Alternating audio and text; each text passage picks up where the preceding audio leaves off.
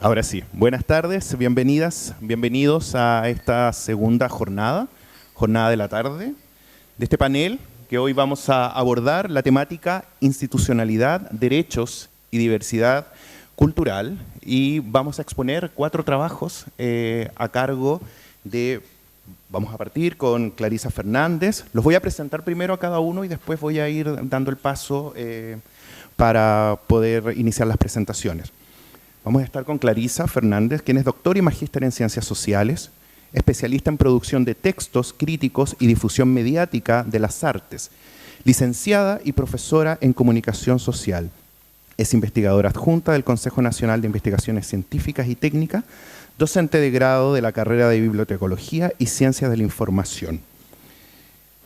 Luego continuaríamos con Federico Escribal, promotor cultural, licenciado en Gestión del Arte y la Cultura, doctorando en Diversidad Cultural, docente en el Departamento de Folclore de la Universidad Nacional de las Artes en Argentina, investiga las políticas culturales orientadas a la diversidad cultural desde el enfoque de los derechos culturales.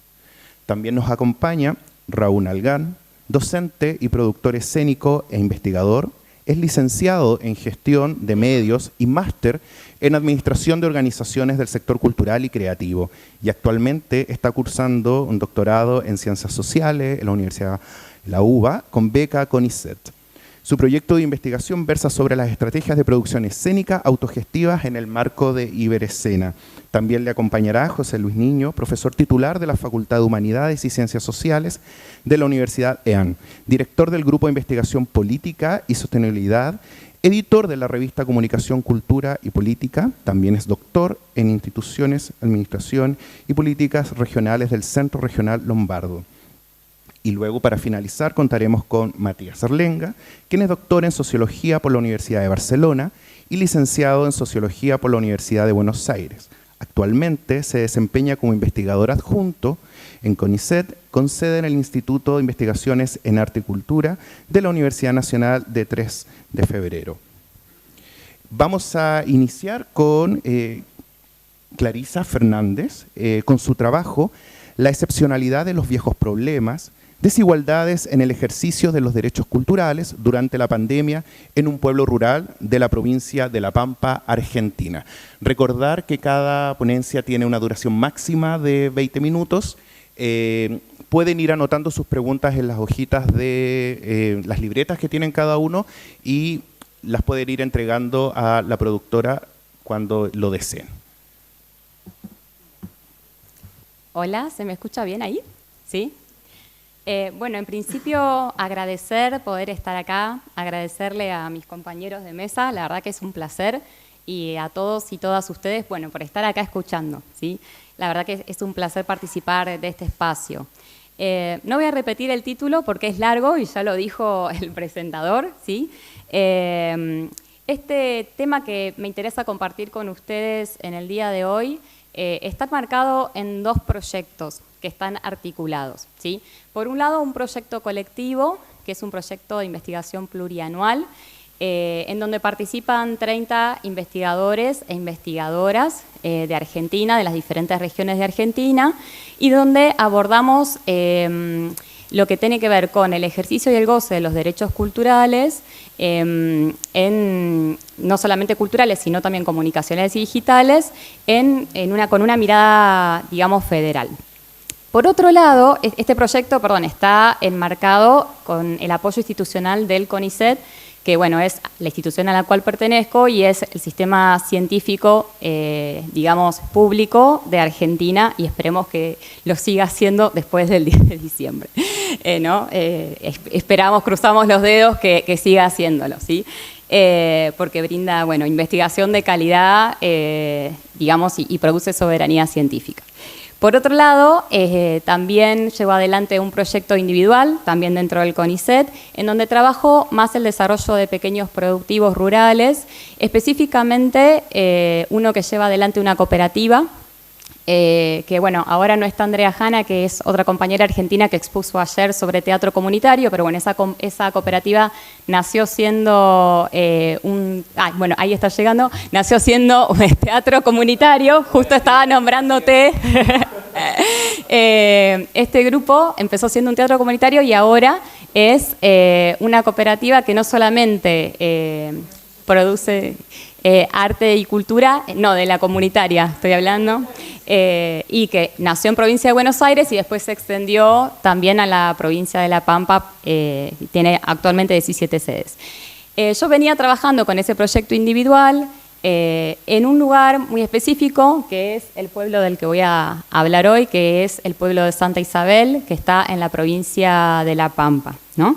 Entonces, volviendo a la pregunta que hacíamos en el proyecto colectivo respecto del ejercicio y goce de los derechos culturales, hace poco publicamos en el marco de ese proyecto colectivo un informe que está construido en base a información públicamente disponible. En ese informe hacemos un análisis de esa información en función de pensar las desigualdades en el ejercicio y goce de los derechos culturales desde una mirada federal, como les contaba, ¿no? Entonces, ahí aparecen procesos que se ven a lo largo de todo el mundo, del impacto que tuvo la pandemia en el sector cultural y que llevó a la profundización de la precarización del sector cultural, a mayor conflictividad dentro del sector y también a la concentración de industrias internacionales del entretenimiento como, digamos, grandes elementos que después podríamos ir desagregando en otros más. También el tema de la presencia del Estado, ¿no? Argentina es el segundo país latinoamericano que más inversión tuvo en cultura en la época de pandemia, después de Brasil. Más allá de que hubo sesgos regionales en cómo se implementaron esas políticas, la ayuda fue muy importante. Y otra cuestión que surgió de ese informe es que hay muchos vacíos de información públicamente disponible. Dentro de esos vacíos está el vacío en relación con los pueblos rurales, ¿no? ¿Qué pasó con la vida cultural, con el ejercicio de los derechos culturales en estos pueblos rurales? Y ahí viene entonces la pregunta que yo trato de responder aprovechando el acercamiento al campo que tenía con el otro proyecto de investigación, pero llevando estas preocupaciones a este pequeño pueblo rural. Bien, algunas coordenadas teórico-metodológicas que las voy a pasar brevemente porque quizás no es lo más importante de la presentación. Trabajamos desde una perspectiva de derechos culturales que abarcan los derechos ya clásicos, como el derecho a la educación, la participación de la vida cultural y demás, que están en varias declaraciones, pero también aquellos vinculados al patrimonio y a la memoria, ¿no? Hay varios autores, ya también clásicos, Harvey, Cárcamo, Donders, que hablan de la cuestión de los derechos culturales y siempre dice, bueno, los derechos culturales son transversales, tienen que ser pensados en vinculación con otros tipos de derechos, ¿no? Pero siguen siendo de alguna manera los hermanos pobres de los derechos humanos, ¿no? Como que entraron después en agenda, siguen siendo disputados, sigue siendo disputado el sentido que tienen estos derechos y de ahí también estos derechos sufren las desigualdades, ¿no? Desigualdades en el consumo, en la expresión y en la producción, también en procesos de decisión, en relación con diversidades y equidades. Y ya en el 2005, García Cantlini se preguntaba en una ponencia, en una conferencia que dio, que se llama Todos tienen cultura, ¿quiénes pueden desarrollarla?, sobre el tema de los derechos conectivos. Y él decía, bueno, los derechos culturales no los podemos pensar sin vincularlos con los derechos conectivos, dado cómo la tecnología también atraviesa nuestras vidas. En relación con las políticas públicas y las políticas culturales, para decirlo muy brevemente, también trabajamos con algunos autores como Oslak y O'Donnell, Grimson y Ferreño, todos tienen un enfoque sociopolítico, relacional de las políticas públicas y las políticas culturales, considerándolas como terrenos de disputa no solamente por recursos materiales, sino también por lo simbólico y por los sentidos, ¿no? Y por eso adquieren tanta importancia. En relación con las metodologías, trabajé con metodologías cualitativas. Si me agarra un antropólogo porque puse etnografía, capaz que me pelea, pero ya estoy acostumbrada a pelearme con otras disciplinas, así que no me importa. Pero yo creo que efectivamente hice una etnografía que fue una convivencia de 5 días con puesteros y puesteras del oeste pampeano, que son criadores de chivas. Ahora después les voy a contar un poco más de ese contexto, que es con el cual se vincula el trabajo, conviviendo, participando de sus comidas, de sus actividades y de todo lo que ellas hacían cotidianamente. A eso también le sumé entrevistas a integrantes de esta cooperativa que les contaba, con su sede en Santa Isabel, entrevistas a referentes del mercado artesanal, al director de Cultura, Educación y Turismo del pueblo de Santa Isabel y también, obviamente, a puesteros y puesteras que están en esta zona. Hubo 12 personas entrevistadas, con más o menos profundidad en función de lo que los propios entrevistados y entrevistadas me dejaban, digamos, acceder, porque es un contexto muy difícil para poder acceder, digamos, por ahí a ciertos sentidos o a ciertas construcciones subjetivas, ¿no? En los entrevistados, de los cuales 8 son mujeres, mucha presencia de las mujeres. El recorte temporal del trabajo es desde marzo del 2020, que es cuando se declaran las restricciones sanitarias más fuertes, hasta marzo del 2022, que es cuando finalmente se levantan, ¿no? Y en relación con metodologías cuantitativas, construí algunos datos que, como les decía, son exploratorios, son en principio puntas, como para seguir pensando la cuestión de los derechos culturales en los pueblos rurales. Y ahí puse 2 fotos para que vean que no les miento y que hice entrevistas en serio. Para que vean más o menos dónde está ubicado esto, ¿sí? En la primera foto está el mapa Argentina y la provincia de La Pampa, en la segunda lo que está en azul es el partido de Chalileo y ese puntito chiquito es Santa Isabel, que está ampliado en la última foto. Los datos del último censo solamente nos brindan la cantidad de población en el partido, ¿no? En el departamento de Chalileo, que son 3.000 personas en el partido. O sea, que imagínense que en Santa Isabel no podemos calcular más de 300 más o menos. Ni siquiera las autoridades locales me pudieron dar un número porque no lo tienen, digamos, pero hacemos un cálculo aproximado, ¿sí? Y acá traje algunas fotos. El oeste pampeano es una zona muy inhóspita para vivir, porque es una zona de semiárida tirando a árida, ¿sí? Hay muy pocas lluvias, hay mucha faltante de agua, mucha escasez de agua. Además a esto se le suma un conflicto con la provincia de Mendoza, porque la provincia de Mendoza tiene el río Atuel, cuya una de sus ramificaciones llegaba al oeste pampeano y en los años 70 u 80 empieza a haber un conflicto judicial porque empiezan a cortar esas ramificaciones, a cerrarlas para el riego vitivinícola, de la producción vitivinícola de Mendoza, ¿no? Entonces, eso hizo que el caudal del río prácticamente esté seco durante todo el año, salvo cuando lo abren, que son unos pocos meses, sí, es una locura, unos pocos meses al año. Y esto es muy claro cuando uno va al puesto y camina sobre el caudal del río seco, digamos, y es muy fuerte porque afecta a la fauna, afecta a la flora, afecta a la vida humana, o sea, no hay agua disponible salvo la que se pueden sacar de los molinos, que no todos los puestos tienen, digamos, buenos molinos para sacar agua. Con eso hay que darle de consumir a todos los animales, que son muchos, y bueno, para el consumo de las personas y hacer todas las tareas domésticas, cocinar, limpiar, bueno, es un contexto muy complejo, ¿sí? Acá, bueno, hay una foto también de lo que sería el corral de las chivas, ¿sí? Esta zona del oeste pampeano, según quienes la han investigado, tiene altos niveles de necesidades básicas insatisfechas, alto grado de analfabetismo, ¿sí? Los puestos, por ejemplo, que son alrededor de 50 puestos que están distribuidos en la zona, no tienen ningún servicio. Esto quiere decir que no hay gas natural y no hay electricidad. Entonces, lo que hay son pantallas solares. Con esas pantallas solares se cargan unas baterías que tienen muy poca duración y con lo que generan esas baterías se tiene un poco de algunas horas, digamos, de electricidad a la noche para cargar el celular o para cualquier otro electrodoméstico que uno quiera enchufar, ¿no? A esto se le suma, bueno, esta extrema vulnerabilidad. Estas personas viven con una economía de subsistencia, ¿sí?, a partir de la venta de chivas o el intercambio, digamos, de productos. Bueno, como para que tengan un panorama más o menos de el pueblo de Santa Isabel y de los puestos. Esta foto no la había pasado. Bueno, acá hay otro puesto.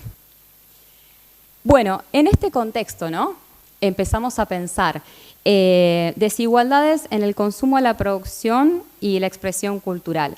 En principio, la primera pregunta es cómo es la vida cultural, ¿no?, de este pueblo y de estas personas. La actividad más fuerte a nivel cultural del pueblo es el mercado artesanal, que es como la actividad cultural más legitimada y la que tiene mayor cantidad de producción, ¿no? Las festividades, los eventos tradicionales, la música folclórica y las fiestas, como por ejemplo la fiesta del Chivito, que se va a hacer ahora, creo que, no sé si la semana pasada, perdón, la semana que viene o la otra, y el aniversario del pueblo y ese tipo de festividades, ¿no?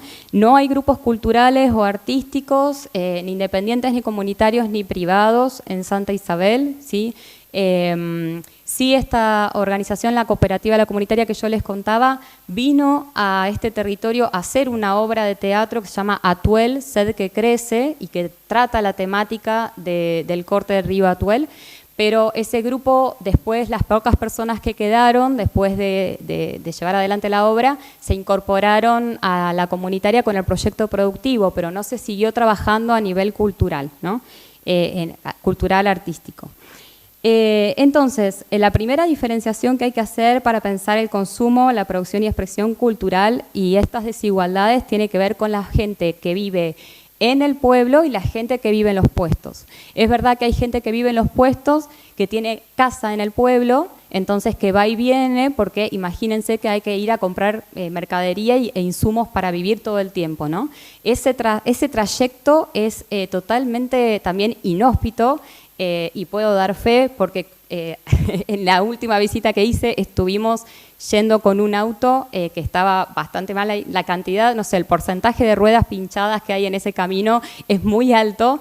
Se nos rompió una rueda a la noche en el campo sin una luz, y por primera vez, por ejemplo, cambié una rueda de auto. Entonces, ese tipo de experiencias de vivir enfrentando dificultades, desde algo como eso hasta hacer un trámite en el pueblo, hasta que también sean ninguneados, ¿no?, por las autoridades locales y demás, son temas que también atraviesan este tipo de desigualdades.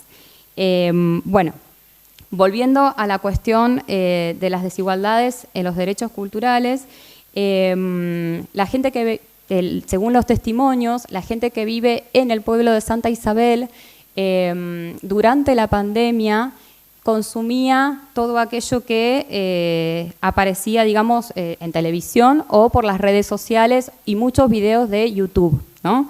TikTok y ese tipo de cuestiones.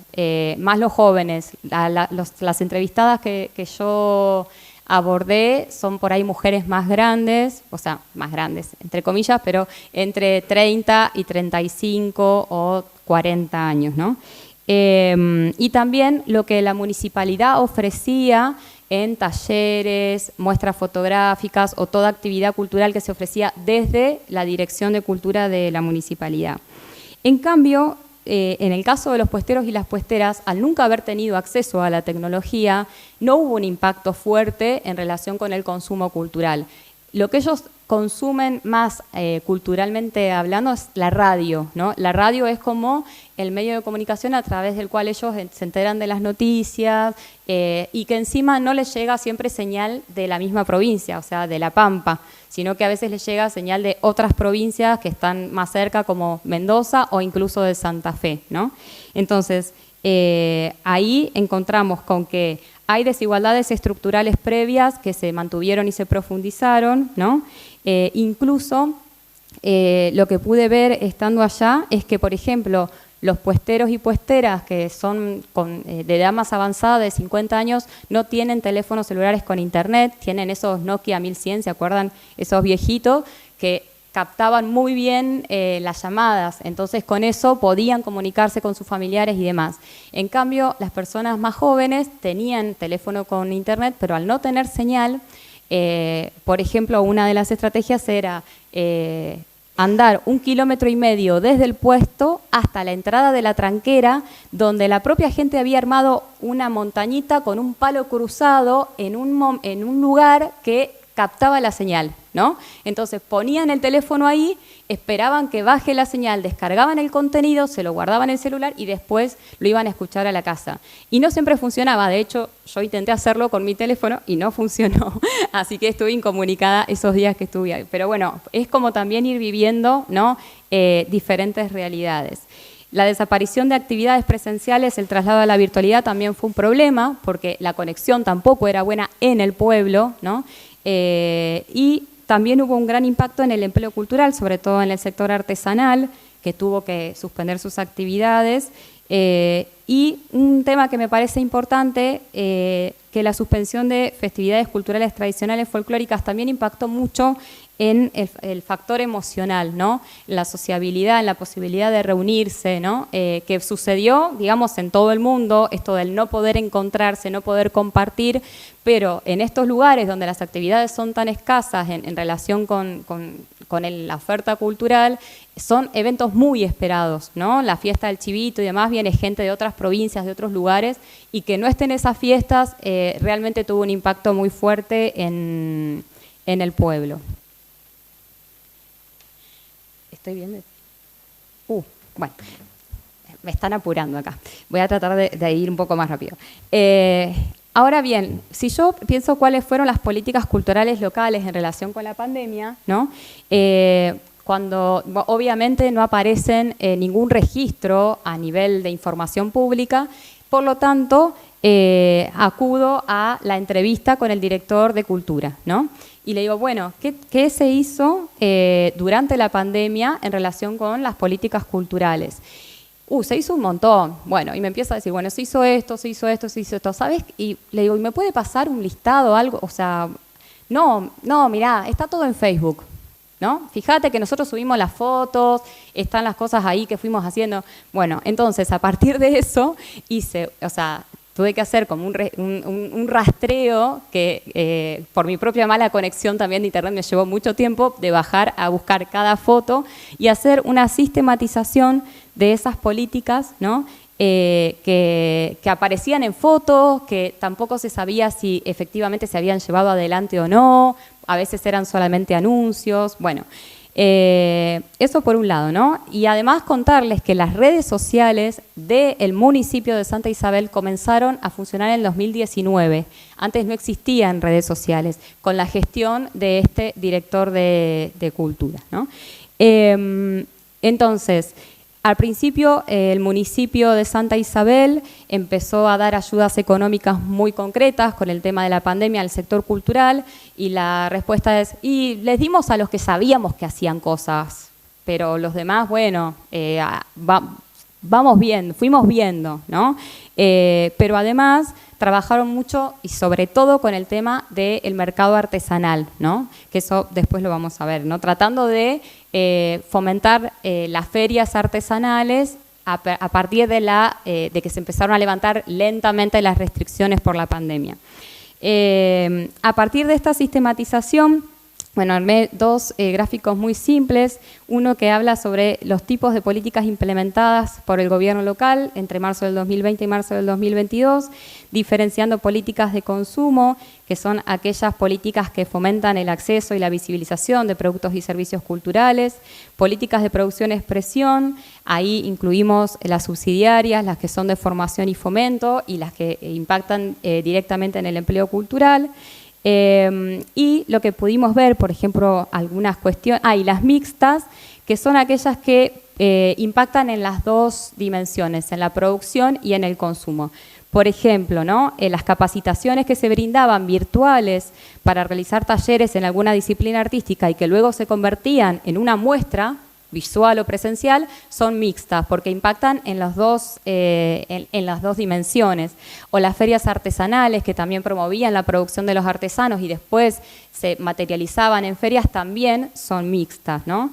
Después en expresión tenemos las festividades, el Día de las Infancias, las barrileteadas para los niños y las niñas, mucha también actividad vinculada con las mujeres, la violencia contra las mujeres, el Día de la Mujer el 8 de marzo, y también la conformación de un archivo histórico. Es una política mixta que empezó siendo del municipio y que luego se extendió porque es una política colectiva que promueve un archivo histórico del pueblo a partir de la colaboración de cada uno y cada una de las vecinas, y que continúa abierto hasta el día de hoy. Empezó en pandemia y continúa abierto. Y después un gráfico en relación con los destinatarios y destinatarias de esas políticas, en donde vemos que la mayoría son políticas generales. Cuando digo generales es que involucran a todas las edades y a todos, digamos, tipos de géneros y demás. Y después hay un porcentaje similar que son específicas para mujeres y otro que son específicas para las infancias. ¿Estoy pasada? Bueno, voy a apurar mucho. Acá simplemente era una muestra de algunas de las políticas que se llevaron adelante, ¿sí?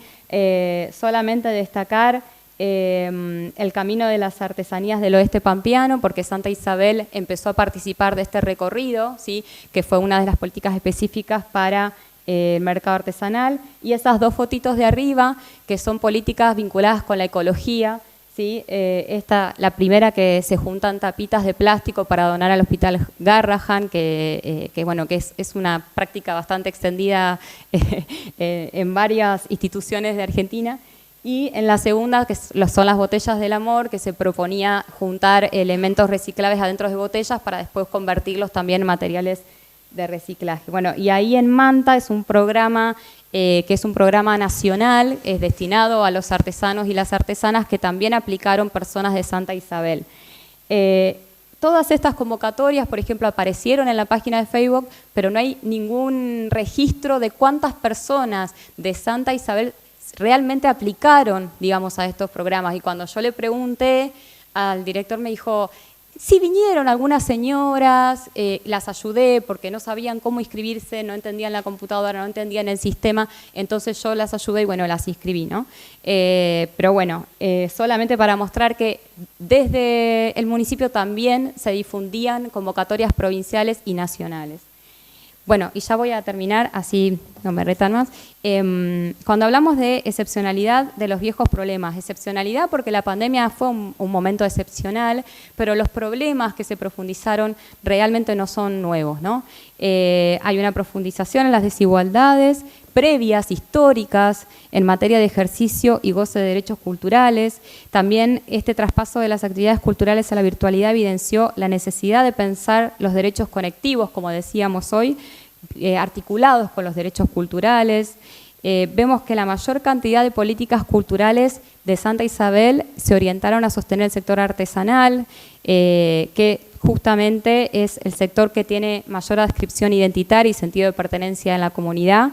Después, una cuestión que es interesante: la movilización del sector fue bastante escasa, del sector cultural. Si bien no tenemos, digamos, gran diversidad de producción cultural, sí el mercado artesanal creó una asociación civil durante la pandemia, que es la Asociación del Mercado Artesanal, para poder facturar sus producciones por fuera del circuito provincial, que era a donde ellos pertenecían originariamente. Y hay un destacado rol de las mujeres en la instancia de coordinación y organización de estas cuestiones.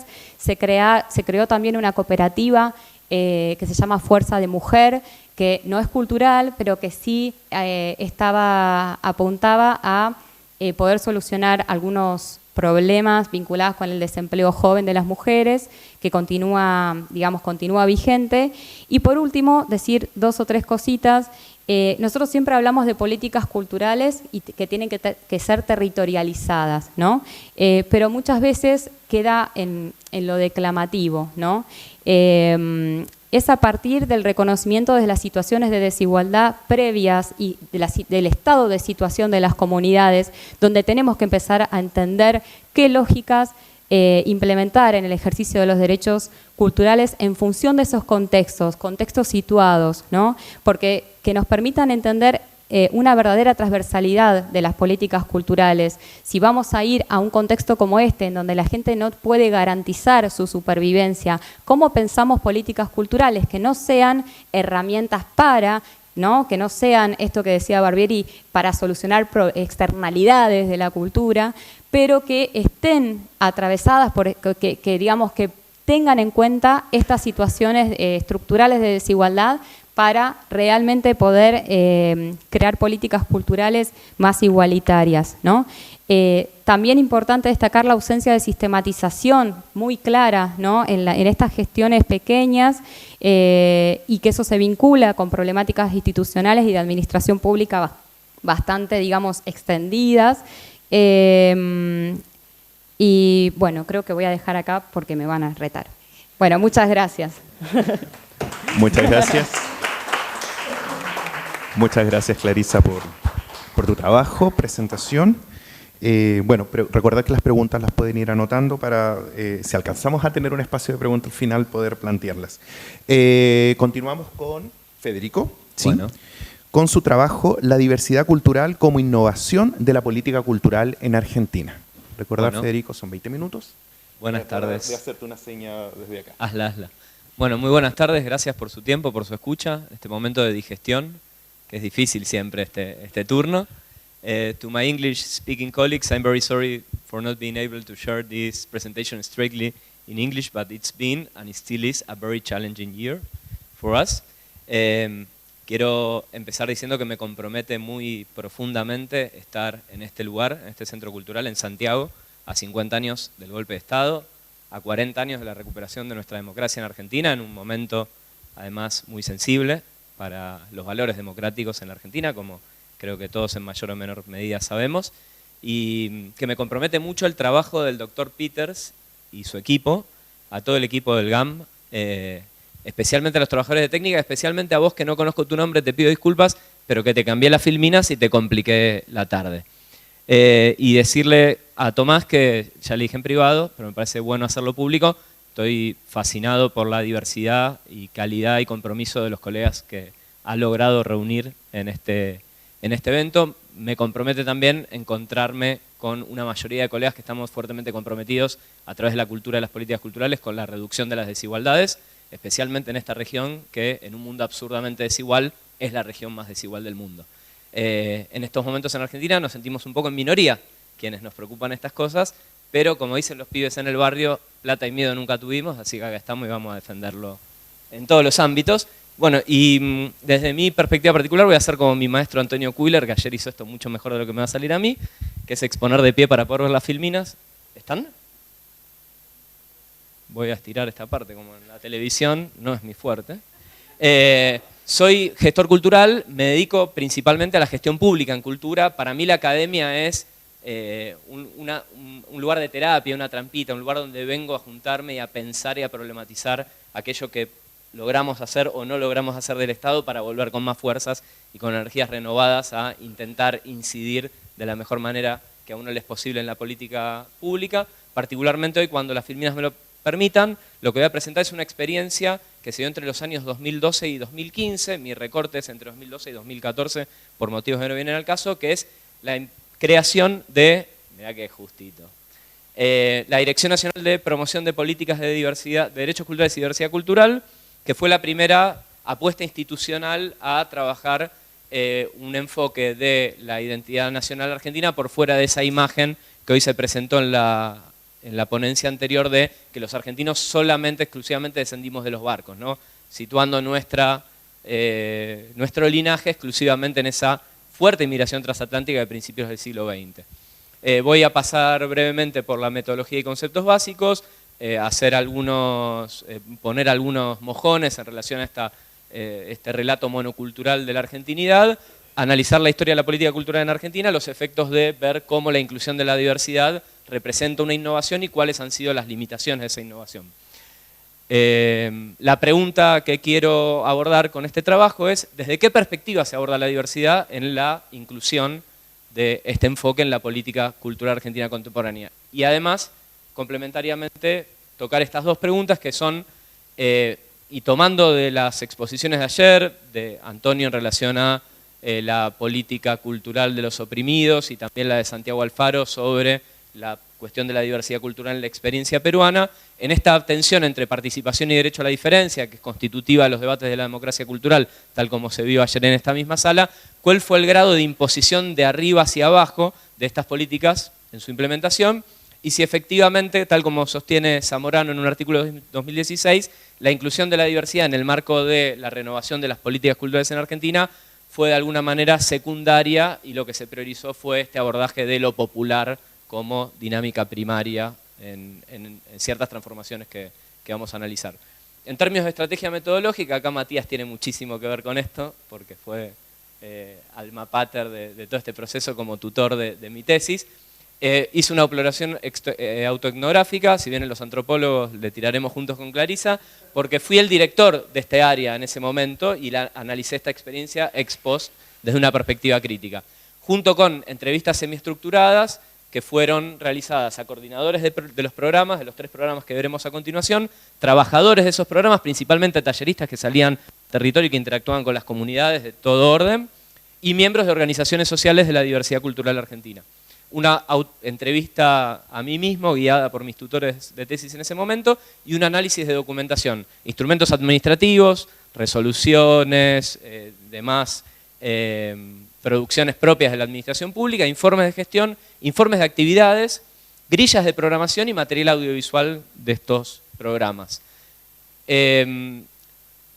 Como dije, esta fue la primera enunciación institucional a nivel del Estado Nacional sobre la cuestión de la diversidad y partió de la premisa de que esa identidad que se sintetizaba sobre la inmigración europea en realidad tenía por lo menos 3 grandes troncos adicionales.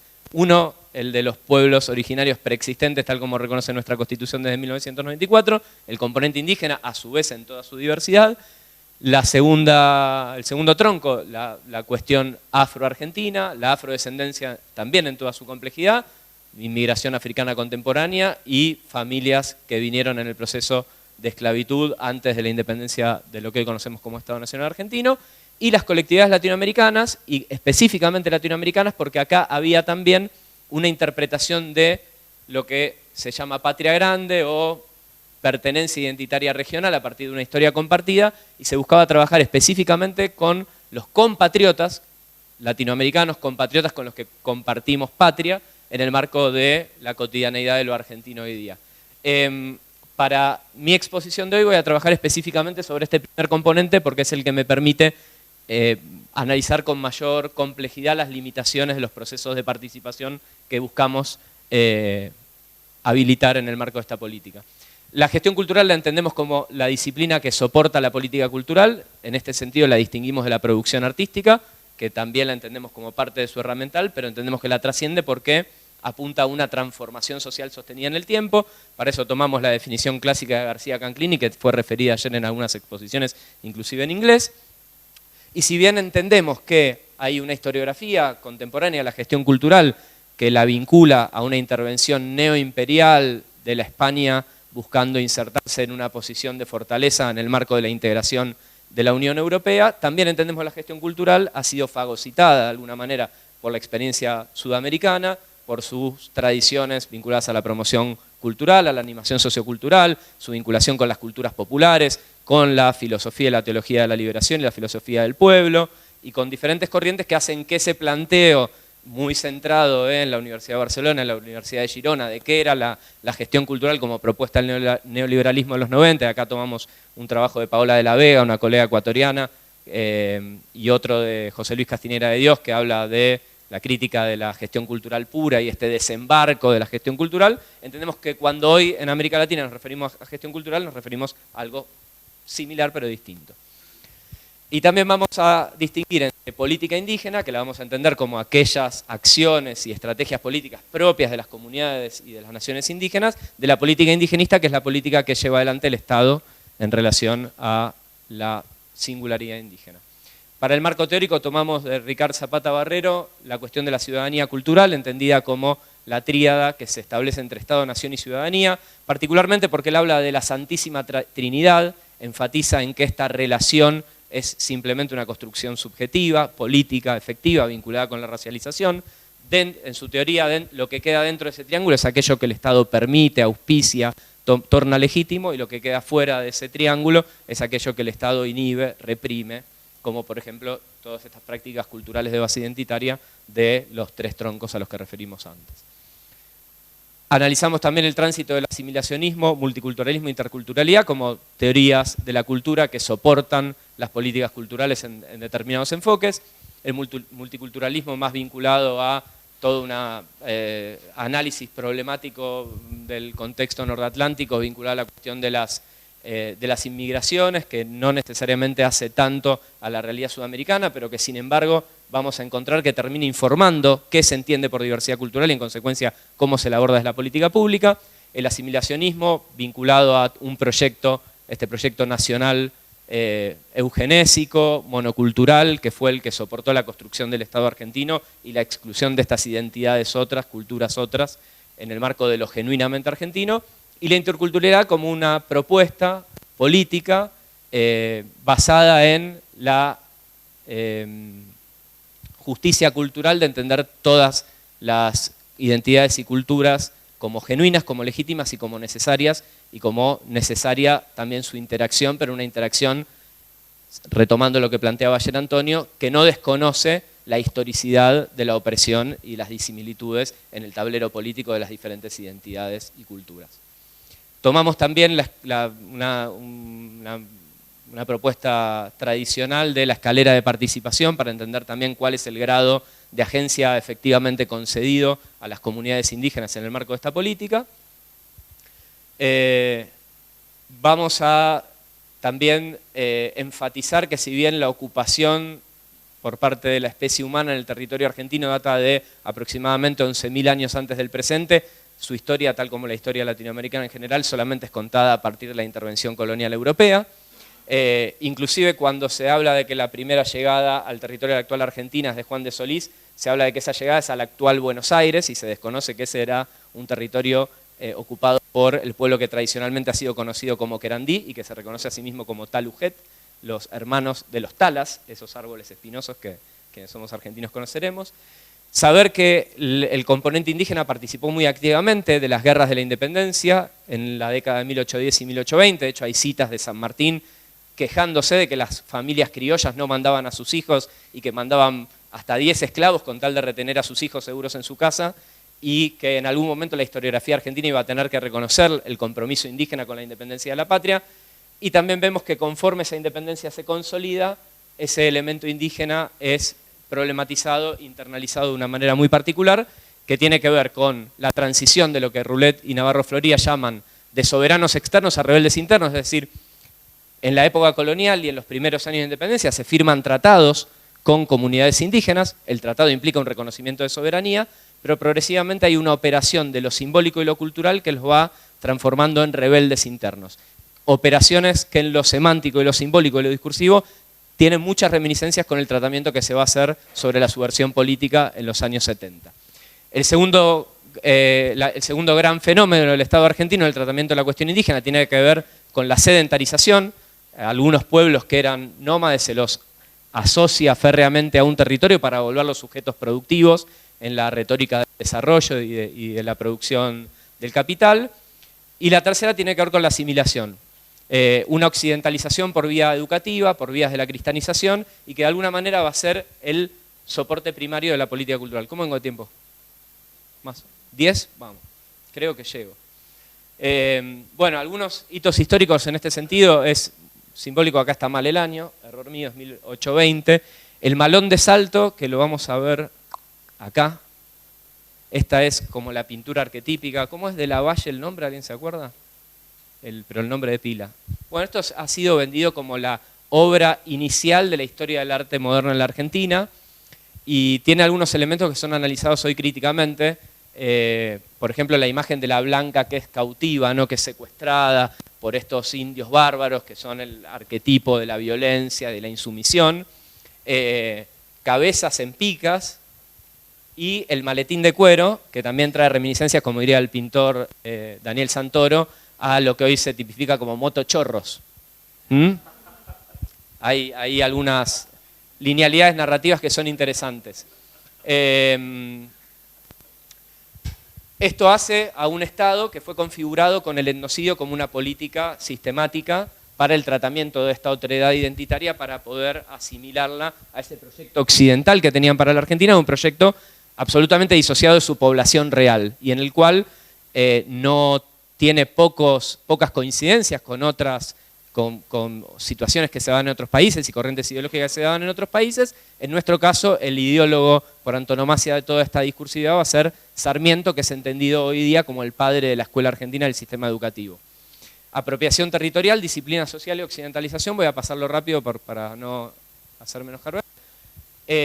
La enseñanza monolingüe, la represión del uso de los idiomas nativos en el espacio público en la escuela, la represión de prácticas identitarias en el espacio público, la alteración de la toponimia tradicional, el cambio de nombre y la occidentalización de nombres de los territorios y de lugares muchas veces con alta carga de sacralidad, con alta carga simbólica, el estímulo inconstitucional a la inmigración europea, que está aún vigente con la reforma constitucional de 1994, la Argentina sigue diciendo que tiene como misión la promoción de la inmigración europea, una reforma que fue firmada por la amplitud del sistema político actual vigente, digo desde el juez de la Corte Suprema Horacio Rosati hasta la actual vicepresidenta Cristina Fernández de Kirchner, hoy en dos posiciones absolutamente antagónicas en el tablero político, pero que sostienen en la reforma del 94, en la que se incluye el reconocimiento de la preexistencia indígena, este elemento.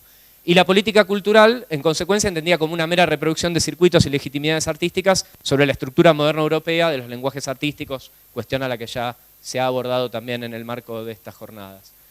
En cuanto al desarrollo de la institucionalidad que soporta las políticas culturales en la Argentina, desarrollo institucional temprano en la década del 30, una institucionalidad híbrida que combina lo que se llama modelo francés con un ministerio o secretaría propia del Estado federal, con un Fondo Nacional de las Artes creado en la década del 60, siguiendo la tradición de la distancia de brazos británica, una distorsión federal y centralización de los servicios públicos. Actualmente, si un niño en Jujuy, en el norte del país, compra un pan, va a estar tributando a través de sus impuestos al sostenimiento de una serie de servicios culturales que se brindan mayoritariamente en la ciudad de Buenos Aires. 50 de 58 instituciones del sistema federal cultural argentino están en la ciudad de Buenos Aires, y una mayoría, y las más importantes, están exclusivamente en el barrio de La Recoleta, que es el barrio tradicionalmente asociado a las familias de la aristocracia, terratenientes, y que eran quienes efectivamente, según esta perspectiva sobreideologizada, portaban la cultura y eran sujetos culturalmente aptos. Y en consecuencia la primacía del enfoque civilizatorio, ¿no? Que yo me pregunto si no es una política verdaderamente de Estado. En Argentina nos cuestionamos que no hay políticas de Estado, que la Argentina es pendular, no en el sentido de lo económico, vamos de un extremo al otro. Sin embargo, la política cultural podríamos entenderla, es un desafío, como una política de Estado, porque van dos presidentes a Europa de partidos opuestos y de posiciones ideológicas opuestas, como Mauricio Macri y Alberto Fernández, pero los dos reproducen ante presidentes europeos que los argentinos descendimos de los barcos. Y de eso se desprenden una serie de sentidos comunes que sostienen la reproducción de la política cultural. En 2003-2015, hoy refirió a Nahuel Mataeso en el marco de lo que se llama giro a la izquierda, marea rosa, tipificaciones, no me voy a poner a problematizar hoy, el gobierno argentino explora una serie de innovaciones disruptivas a ciertos órdenes que se habían sostenido desde la Constitución del Estado en 1880 y las décadas siguientes. Por ejemplo, en el registro de lo migratorio, el Plan Patria Grande, regularización y renominación, se excluye la idea de ilegalidad de los migrantes que tienen su registro formal pendiente. En la dinámica censal se reincorpora la dimensión étnica, a la inclusión de la pregunta indígena se le incluye también la pregunta por la pertenencia a la comunidad afrodescendiente. En las políticas educativas, la Ley Federal de Educación, la educación intercultural bilingüe, que apunta al sostenimiento de las pautas lingüísticas dentro de las comunidades indígenas. En términos de la geopolítica, una prioridad ya no el alineamiento con el mundo occidental lineal y superficial, sino una perspectiva de integración regional que va a dar sentido a un montón de otras políticas. Y en términos de la lucha a la discriminación, la inclusión de la interculturalidad como un registro por lo menos discursivo que soporta la acción del Instituto Nacional contra la Discriminación creado en los 90. La política indigenista cambia a partir de la recuperación democrática en el 83, en el 85 el posteriormente presidente de la Rúa presenta una ley que crea el Instituto Nacional de Asuntos Indígenas con la idea de la protección y el apoyo y ya no la tutela para asimilarlos a ese canon occidental. En 1994 la reforma constitucional declara y sanciona la preexistencia. En el 2004 ya dentro de este proceso que mencionaba recién se sanciona, se constituye el Consejo de Participación Indígena, que era parte de la ley del 85 pero que tardó 19 años en ser habilitado, que es un ámbito en el cual las comunidades indígenas a través de sus representantes democráticamente electos inciden en la elaboración de sus políticas, y en el año 2006 se sanciona la ley 26160 que hace a la restitución y la regularización de la tenencia comunitaria de las tierras. Y enfatizo comunitaria porque la apuesta es que esa tenencia compartida impida que se vaya vendiendo la tierra individualmente y pase a manos del capital prontamente. Un proceso que todavía no está terminado a casi 17 años. Bueno, el Consejo de Participación Indígena lo voy a pasar rápido porque ya no va a estar bien de tiempo. En el marco de ese proceso también lo que se da es un incremento fuerte del financiamiento para la cultura, con una pauta inflacionaria del 100% entre 2008 y 2014, el crecimiento es de más de 10 veces de la inversión en cultura, y eso es lo que vamos a encontrar que habilita de alguna manera la inclusión, veremos después marginal, de estas políticas de promoción de la diversidad cultural. Ya en 2004, en el marco de la gestión del sociólogo José Nun, se habían iniciado algunas acciones no institucionalizadas en el marco de la Unidad de Programas y Proyectos Especiales, que empezaron a trabajar con culturas populares, con los barrios, con las infancias, con las comunidades indígenas, pero de una manera quizás todavía no tan cohesionada. En 2012, en el marco de la reválida del mandato presidencial de Cristina Fernández de Kirchner y la asunción de su segundo gobierno, se logra la creación de la Dirección Nacional de Promoción de Derechos y Diversidad Cultural. Acá está su misión: impulsar y promover acciones conducentes a generar un marco de plena vigencia de los derechos culturales en el territorio nacional, garantizando la pluralidad de expresiones culturales y respetando la diversidad cultural de comunidades y pueblos. Esto está en el decreto de creación del área. Los 3 programas troncales, siguiendo aquella conceptualización que había mencionado inicialmente, cuyas resoluciones analizamos en el trabajo. Bueno, esto después volveré. Esta es la anterior. Bueno. Algunas de las acciones y sobre todo para ver cuáles eran las modalidades de participación habilitadas desde el Estado. Semana de Cine Indígena, que en realidad toma un antecedente muy valioso del Estado subnacional de la provincia del Chaco, que ya venía hacía 6 años haciendo una Semana de Cine Indígena del Chaco, pero que por las limitaciones jurisdiccionales no le permitía abordar la totalidad del territorio nacional. Se hizo una alianza con la Coordinadora de Comunicación Audiovisual Indígena, un colectivo de segundo grado del indigenismo, quizás el dispositivo más interesante en términos de la participación y de la integración entre el Estado y la sociedad civil, porque una cogestión entre Estado Nacional, una provincia, el Estado provincial, y una comunidad indígena asociada a la Coordinadora de Comunicación de la CAIA. Era la CAIA quien proponía la provincia donde se iba a hacer el año siguiente, el Estado Nacional salía a buscar la sociedad con esa provincia, si eso se lograba, se llevaba adelante esta intervención. Talleres de cine animado,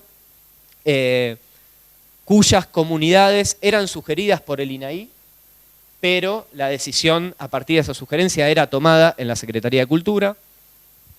Talleres de idioma e identidad que complementaban algunos límites de la educación intercultural bilingüe, que para mí, esto es una postilla, no es realmente intercultural, porque solamente genera competencias lingüísticas dentro de las comunidades portantes de esa lengua y no en los entornos sociales. Entonces las comunidades criollas que están cerca del ejercicio lingüístico social no tienen ningún tipo de herramienta. Por ejemplo, nuestro taller de quechua, a cargo de Juan Lázaro Méndolas, ya un amigo, iba a formar docentes que recibían en el norte de la provincia de Mendoza familias bolivianas, quechua parlantes, sin uso del español, cuyos niños iban a las escuelas en la Argentina con docentes que no tenían ningún manejo del quechua. Entonces fue a formar en el Instituto de Formación Docente a egresadas y docentes en formación para que tuvieran por lo menos herramientas básicas para la convivencia intercultural real. Estas comunidades y las lenguas, e incluso los docentes, eran propuestos por el Consejo de Participación Indígena. Después hubo apoyo técnico financiero para actividades propias de la Agenda cultural y ritual indígena como el Huetri Pantu Mapuche, el Inti Raymi, que es una celebración, bueno, de tradición andina que se reapropia, se reconstruye, o es, bueno, otra discusión. Celebraciones del Día de la Mujer Indígena. Esto era una decisión absolutamente discrecional por parte de la Secretaría de Cultura a partir de pedidos de las comunidades que se formalizaban y la Secretaría determinaba si se acompañaban o no. Una inclusión en un año de una línea específica dentro del programa de puntos de cultura para proyectos de las comunidades indígenas que incluyó una participación indígena en el jurado y otras actividades. ¿Qué nos encontramos al analizar en el marco de esas entrevistas y de los informes las modalidades de participación? Por un lado, una baja priorización por parte de la dirigencia indígena. Los caciques, los jefes comunitarios, están mayoritariamente preocupados por, y puede entenderse perfectamente, la cuestión territorial, por la recuperación de sus tierras tradicionales o la regularización de sus tierras tradicionales. Algunos dirigentes, y sobre todo algunas dirigentes, una generación femenina de dirigentes más jóvenes, discute con estos líderes tradicionales la poca ponderación o la baja ponderación que tienen sobre lo cultural y lo identitario en el marco de sus estrategias políticas, pero ese proceso todavía está, de alguna manera, hegemonizado por una generación dirigente que no prioriza lo cultural. La ausencia de un protocolo de participación en el marco de la Secretaría de Cultura de Nación, ¿no? Un voluntarismo de abrir espacios de participación sin tener nociones claras de cómo esa participación tiene que ser instrumentada, favorecida, estimulada.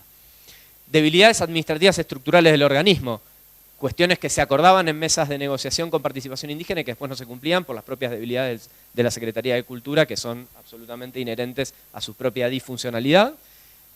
Y una creciente incidencia de las tensiones intrapartidarias y la requisitoria de alineamientos específicos. Esto, en criollo, es una partidización de la gestión pública que requería de una manera tácita cierto grado de alineamiento con dimensiones de la política partidaria por parte de las comunidades indígenas para efectivamente habilitar los recursos que hacían a la... Como fruto de todo esto, lo que se encuentra son limitaciones para el ejercicio participativo y la consecuente garantía de derechos indígenas en el marco de estas políticas analizadas. Acá nos encontramos, por un lado, con una categoría de diversidad que, siguiendo las reflexiones de Gustavo Lins Ribeiro, aparece como un discurso global. No es una idea de la diversidad cultural que emerja, que se produzca a partir de un análisis de la historia singular argentina y de la configuración social. Y eso expresa limitaciones muy concretas a la hora de volverse operativa. En segundo lugar, un soporte social limitado. Hoy se hizo mención, quienes estuvieron, a la experiencia canadiense. Canadá está haciendo un trabajo increíble empoderando a las comunidades indígenas en el marco de su política cultural, pero también porque la sociedad canadiense está receptiva como nunca al problema indígena y al tratamiento que históricamente ha hecho Canadá de la cuestión indígena a partir de las escuelas y cuestiones que son conocidas. Ese soporte social, ¿no? Si uno pregunta en la Argentina, hoy los problemas son la inflación, la inseguridad, difícilmente aparezca la cuestión indígena. Esa falta de soporte social es también una limitación para que el Estado asuma esta cuestión con mayor densidad. La propia densidad organizacional del indigenismo, de las naciones y de las comunidades, que recién mencionábamos, no tienen una estrategia clara y en consecuencia no pueden demandársela al Estado y no pueden negociar con el Estado cómo habilitar avances en el marco de esa estrategia porque al momento no la tienen. Y por último, y quizás lo que más me interesó como análisis de este proceso, es una suerte de opresión burocrática, una dimensión burocrática de la opresión. Hay una voluntad política de incluir la cuestión indígena, una discursividad absolutamente bien intencionada, pero en última instancia lo que regula es el formulario, el expediente, la papeleta, y esa papeleta está basada en una racionalidad administrativa y administrativista occidental en el cual los modos de participación, los modos de elaboración de consenso, los modos de cultura política del indigenismo argentino en toda su complejidad, que además la tiene y vaya si la tiene, no pueden dialogar en absoluto. Y eso me lleva a preguntarme, espero que estas sean las firminas. ¿Es posible tramitar estos derechos a través del Estado? ¿Un Estado que fue conformado como un reaseguro de esa hegemonía occidentalizante? Esto ya es por fuera del trabajo y es un estímulo, una provocación. Yo creo que sí, que es el Estado el único ámbito donde estos derechos pueden tramitarse, pero claramente este no es el Estado en el cual esos derechos pueden tramitarse. Hay antecedentes, se habla de la forma en la que los puntos de cultura permitieron que las comunidades indígenas en Brasil postulasen con un video. yo creo que lo que hay que hacer es ir, disciplinarmente nos debemos ir, escuchar, trabajar, ponernos a disposición de estos segmentos oprimidos de nuestra sociedad y ver cuáles son las modalidades de participación que ellos proponen para que el Estado se haga cargo de esto. Y cuáles serían los registros de una categoría situada de diversidad cultural argentina que pudiera operativizarse en políticas culturales emancipatorias. Porque, por ejemplo, ayer se refirió aquí también, si uno cruza la cordillera a Mendoza y prende la televisión a la mañana, va a ver si llueve o no llueve en la ciudad de Buenos Aires. Va a ver si hay tráfico y congestión en los accesos a la ciudad de Buenos Aires. Y eso también hace a la diversidad cultural. Entonces, una narrativa o una aproximación a la diversidad cultural exclusivamente basada en otros contextos, como por ejemplo la centralidad que tiene la dimensión racial en la experiencia norteamericana, de la que ha hablado ayer extraordinariamente bien el colega Antonio, o el peso específico que tiene la cuestión migratoria y los problemas derivados de la cuestión migratoria en Europa son absolutamente válidos, pero no necesariamente son espejables en nuestra realidad nacional, donde la migración es un desafío, donde la cuestión racial es un gran desafío, entremezclada con otras, digamos, en la perspectiva interseccional, con otras dimensiones, pero además, por ejemplo, el federalismo es un elemento a ser problematizado desde un enfoque de diversidad cultural. Así que creo que eso es todo. No tengo una filmina de gracias. Gracias. Muchas gracias. Me pasé 6 minutos y no me dijo nada porque es muy bueno, sí, perdón. No te voy a cortar en las conclusiones, pero nos va quedando casi nada de tiempo para preguntas en todo caso. Bueno, seguimos entonces con Raúl Algán y José Luis Niño con el trabajo Producción Integral de Artes Escénicas y Ciudadanía Cultural. Bueno, muchas gracias. José, venga, no me deje solo. Anímese, venga al lado mío. No le va a pasar nada. Bueno, aparte de la gripa. Bueno, bienvenidos a la primera reunión anual de Herbalife. No, mentira. No, me equivoqué de discurso, como dijo el presidente que no nombramos por cábala.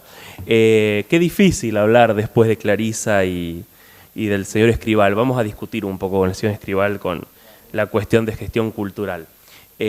Básicamente porque estoy muy en contra de la corriente que piensa que la gestión cultural es la gestión de políticas culturales, como por ejemplo en la Universidad 3 de Febrero y en UNDAB se piensa. Creo que el objeto de estudio y el objeto profesional de la gestión cultural es la producción de bienes y servicios culturales, que en definitiva tienen una implicancia indirecta en la cuestión de las políticas, como muy bien decía Federico, pero en contra de lo que dicen nuestros editores. Acá está también Andrea Hanna, que también publicó con RGC Libros, que es la editorial que se dedica básicamente a la cuestión de la gestión cultural. Contrario a lo que piensan los chicos, yo creo que el objeto de la gestión cultural, que nace de alguna manera en los intersticios de los estudios culturales, la economía cultural y la sociología de la cultura, y se apropia de eso que hay en el medio, generando diferentes profesiones, hace que, por ejemplo, productores de espectáculos, productores de cine, gestores editoriales, personas que gerencian parques temáticos, seamos en esencia una gran familia llena de primos hermanos, porque en definitiva todo lo que producimos nosotros son bienes y servicios culturales, que es un poco lo que nos tiene acá. Entonces, ¿usted tiene, José, para pasar el cosito este? Ahí está, pase uno, por favor. Junto con el doctor José Luis Niño Amezquita, un colega de Colombia, nos propusimos este año hacer una investigación, prácticamente todas las investigaciones que hemos hecho con José Luis y particularmente las que hago yo, siempre intento que sean una utilidad para alguien, para algún tomador de decisión, justamente porque parto del supuesto de que nosotros lo que hacemos es producir bienes y servicios culturales. Además soy productor de espectáculos, o sea que soy demasiado académico para la profesión y demasiado profesional para la academia. Siempre hay algún metodólogo que me dice, eso es un sesgo, eso es una falacia. Y a mí no me importa, porque yo produzco teatro, así que si es falaz o no, es teatro al fin. Básicamente nosotros acá lo que intentamos hacer es una caracterización de públicos asistentes al recientemente inaugurado Centro Nacional de las Artes de la ciudad de Bogotá, básicamente porque este centro cultural se inauguró este año con apoyatura, con base en el Teatro Colón, un teatro histórico del siglo XIX. Lo que ha creado son nuevas salas de exhibición y de representación, dándole un carácter muy similar, por ejemplo, a esta casa que nos cobija hoy o al Centro Cultural Kirchner en el caso de Argentina, incluso si se quiere al Teatro Solís de Montevideo. Y lo que se dio cuenta los dirigentes del Centro Nacional de las Artes es que, a diferencia del Gran Teatro de Lima o de esta Casa Gabriela Mistral o del Teatro Nacional Cervantes, no conocían a sus públicos. Entonces, contenidos en esta idea de que nosotros lo que producimos son bienes, como gestores culturales, ¿no? Lo que producimos son bienes y servicios culturales, y con la intención de generar una investigación que le sirva a alguien para tomar una decisión, es que con José Luis nos planteamos este problema que ustedes ven acá, ¿no? Cómo promover la diversidad y la inclusión bajo un panorama de discusión, diálogo entre las políticas generales dadas por la institucionalidad y la agencia vivida cotidianamente por el Centro Nacional de las Artes. Entonces, si pasa uno, José Luis, por favor, voy a hacer una pequeña conceptualización teórica y después le voy a dar la palabra al colega que, por supuesto, lo sabe mejor que yo, porque él es mucho mejor que yo en todo.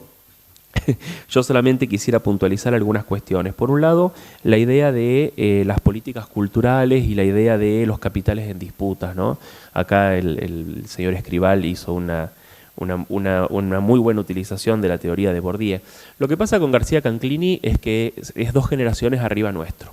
Y en el momento en el cual García Canclini, desde la producción simbólica, 1979 en adelante, el problema que tiene Néstor es que él escribe desde la academia.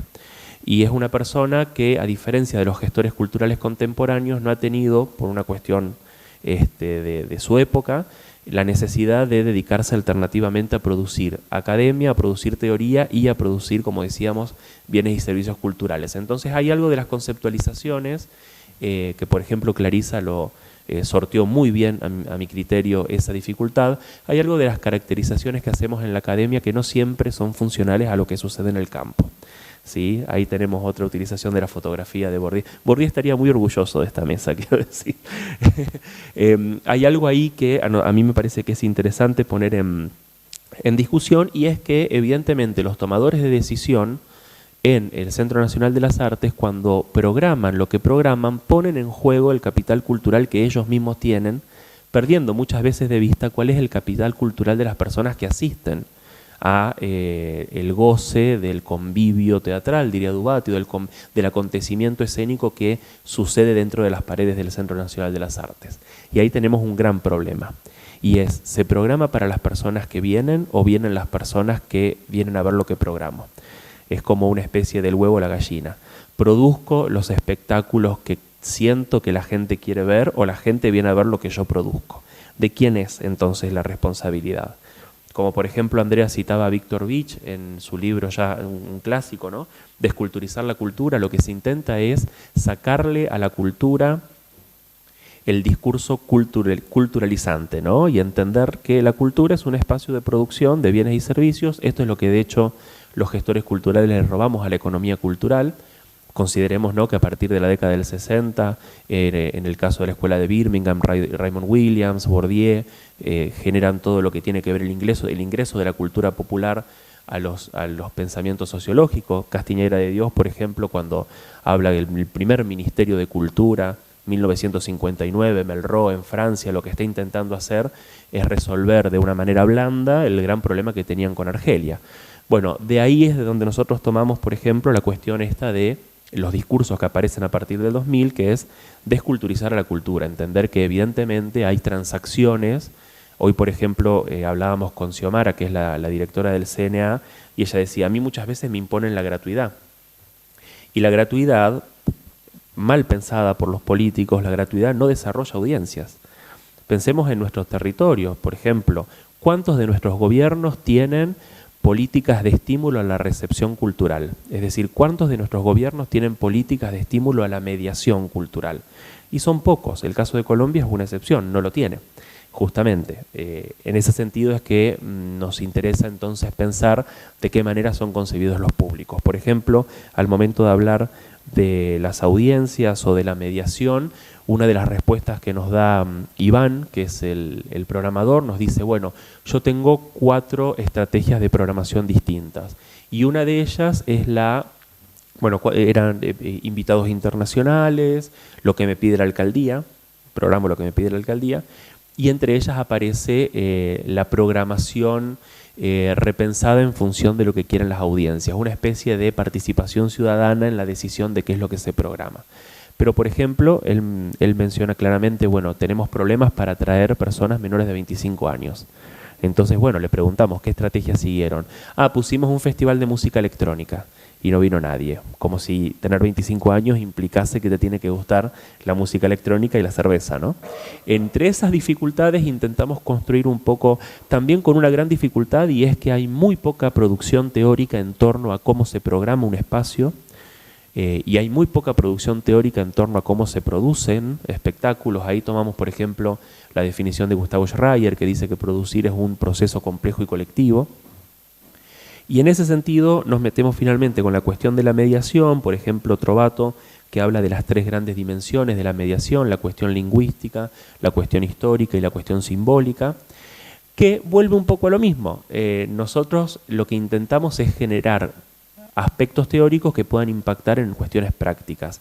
Y muchas veces nos encontramos armando andamiajes teóricos con propuestas de teóricos que no producen en la práctica. Entre esas dificultades intentamos entonces tensar, hicimos una encuesta a los asistentes de 4 espectáculos distintos en el CNA, pensando esta categoría tan hermosa que el señor Escribal acaba de introducir, que es la cuestión de la ciudadanía cultural. ¿Sí? Cuando hablamos de ciudadanía cultural, hablamos básicamente de una ampliación del sentido estricto de la ciudadanía, entendiendo que ciudadanía estricta es el ejercicio del voto y el cumplimiento de derechos y obligaciones, mientras que la ciudadanía cultural lo que propone es una ampliación de esos aspectos, de ese espectro, intentando pensar también, por ejemplo, en conciencia cívica, en conciencia histórica, en conciencia ambiental y en todo lo que la dinámica, la dimensión cultural le puede aportar a un tipo de ciudadanía que está siempre anclada territorialmente y que, bueno, por supuesto Federico y Clarisa han demostrado que tiene un discurso centralizante, ¿no? Eurocentrista, y que muchas veces, por no decir la mayoría de las veces, siendo yo, por ejemplo, una persona nacida en un pueblo de 18.000 habitantes, en Rufino, Santa Fe, un lugar donde no hay teatro, yo empecé a ver teatro a partir de los 17, ahí, bueno, a Bourdieu le daría un pequeño infarto porque logré salir de esa dinámica de mi capital cultural y logré ampliarla viendo teatro en Buenos Aires. Le paso la palabra a José Luis, así usted puede avanzar con la cuestión de la metodología y de los resultados, que tan maravillosamente lo hace, mucho mejor que yo. Bueno, buenas tardes para todos.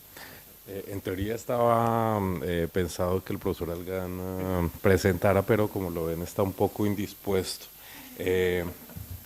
Voy a tomar el micrófono, que creo que es más cómodo también para mí. Listo. Entonces, lo que tratamos de hacer con el ejercicio ahí, el profesor Algan lo presentaba de una forma conceptual. Puntualmente era ver, bueno, el CNA qué es lo que está, cómo puede convertir esos no públicos en públicos, y para eso caracterizamos los asistentes. Tomamos diferentes eventos. En general ellos están teniendo una meta para 2023 de 70.000, de 80.000 asistentes, pero pues ahí sí por diferentes barreras que tuvimos en la implementación, que de hecho creo que todos los que trabajamos con comunidades, con instituciones, el tema no es la conceptualización. De hecho también siempre dicen, hablaban de los diseños de políticas públicas. Al final realmente cuando uno va y se enfrenta a implementar ese tipo de conceptos o de ideas, ahí es cuando empezamos a tener muchos problemas. Tuvimos ciertos inconvenientes en tener los permisos, en temas de derechos de la investigación, pero lo logramos saltándonos bastantes barreras administrativas.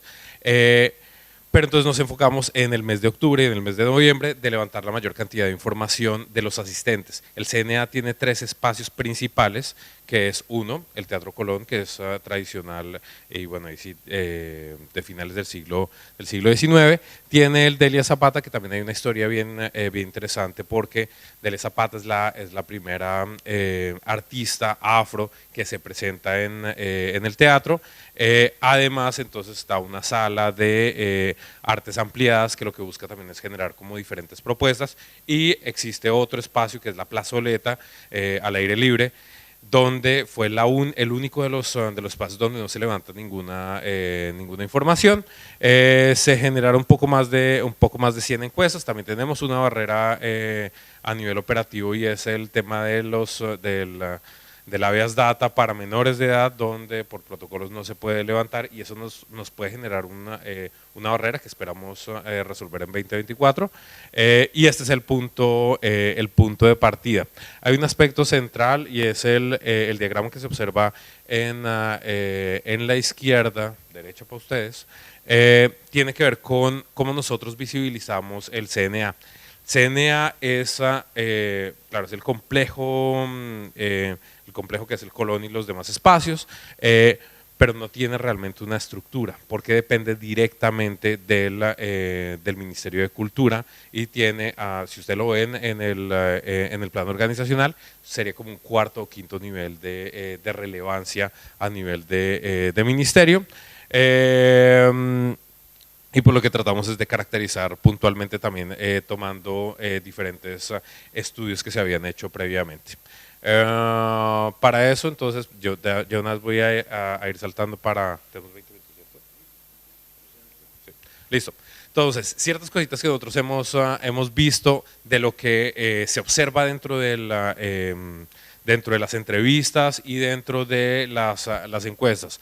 Hay unos aspectos de un top-down policies, y es, claro, las discusiones que se dan, y por más que el teatro tenga una espacialidad, tenga una influencia, se pensaría que tenga una influencia y una relación con el contexto, es una institución nacional, y eso tiene ciertas obligatoriedades, o tiene una agenda que va a responder. Claro, el CNA también surge dentro de un espacio de cambio de gobierno, con también un espectro totalmente diferente en una perspectiva política, pero igual está cumpliendo unos aspectos importantes y unos compromisos del Estado colombiano, que es ahí sí las dinámicas de sostenibilidad, los ODS, las políticas públicas mundiales de la UNESCO de la diversidad, y eso se pone en la agenda, y siempre también empieza a resultar consistente dentro de los diferentes roles que están en el organigrama del CNA.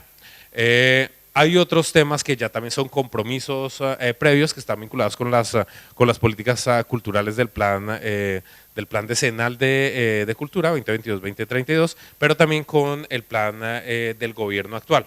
Entonces, claro, el gobierno, de hecho, parte y aquí creo que también hicieron el mismo cambio, el tema del Ministerio de Cultura al Ministerio de las Culturas, y ese tipo de modificaciones que resultan como una obligatoriedad para la agenda de la programación del CNA. Y eso empezamos entonces a bajar desde un orden internacional, desde un orden nacional, que al final termina afectando lo que es la programación, y termina influenciando mucho lo que puede ser el margen de maniobra de esa dirección que se tiene en el centro. Un aspecto también relevante es que no se articula con su espacio o con el territorio ahí sí donde espacialmente está, y es el tema de Bogotá. En ningún momento pareció, de hecho, cuando se ponía en la mesa la discusión de, bueno, ¿y cómo se articula con la oferta cultural existente en Bogotá? Es totalmente desarticulado. Existen otros espacios a nivel distrital, pero que nunca van a interactuar dentro de la agenda de lo que es el CNA. Las estrategias de diversidad se están dando frente a lo que es programación. Entonces, codiseño de programación, y eso sí se genera agendas afro, agendas indígenas, entonces festivales, festivales LGBTIQ+, el tema de coprogramación con jóvenes, hay iniciativas para la participación de jóvenes.